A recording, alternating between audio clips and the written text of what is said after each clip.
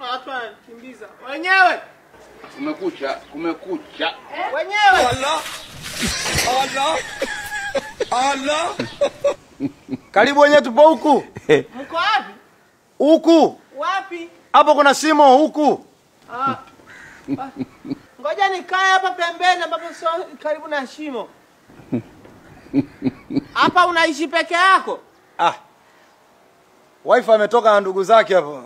Kama nasikia harufu ya wali hivi. Nyoka anajivua magamba wewe. Hapa pembeni yetu hapa kuna kipoli hapa.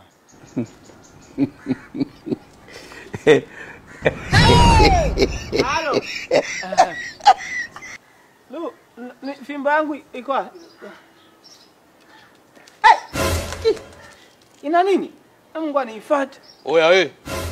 Usijizime data mwanangu, nitakuwasha makofi sasa hivi hapa. Na mishipa imekusimama kabisa. Hao wadada walioolewa na nyewe na moyo.